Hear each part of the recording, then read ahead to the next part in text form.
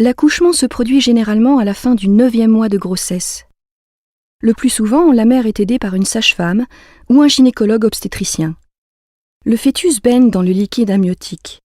Il est relié au placenta par le cordon ombilical. Sa position indique qu'il est prêt à naître. Sa tête est en bas, dans le bassin de sa mère. L'accouchement commence par la période de travail. Elle se caractérise par des contractions involontaires du muscle de la paroi de l'utérus, le myomètre. Au début, les contractions se produisent toutes les 10 minutes environ. Elles sont assez courtes. Puis leur fréquence et leur durée augmentent progressivement. Le fœtus est poussé du fond de l'utérus vers le col de l'utérus. Sa tête appuie sur le col. Il se produit alors ce que l'on appelle l'effacement du col de l'utérus.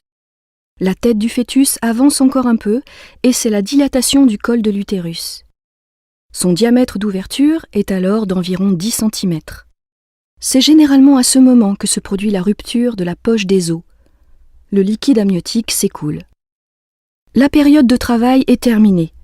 Elle peut durer en moyenne 7 ou 8 heures pour un premier accouchement. L'étape suivante est l'expulsion du fœtus. Elle est beaucoup plus rapide, environ 30 minutes. Les contractions ont lieu maintenant toutes les 2 minutes. Elles ont une durée d'1 minute et sont très intenses. La mère doit cependant aider le fœtus à avancer en contractant volontairement ses muscles abdominaux. La tête du fœtus avance dans le vagin tout en effectuant une rotation. Elle commence à sortir en se redressant vers le haut. Puis, la sage-femme ou le médecin saisit le bébé par la tête et la tourne afin de faciliter le passage de la première épaule, puis de la deuxième, et enfin de tout son corps. C'est la naissance. Le cordon ombilical est coupé.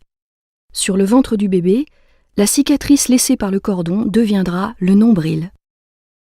L'accouchement n'est pas encore tout à fait terminé pour la mère. En effet, quelques minutes après l'expulsion, les contractions reprennent. C'est l'étape de la délivrance. Aidée par le médecin, la mère expulse le placenta.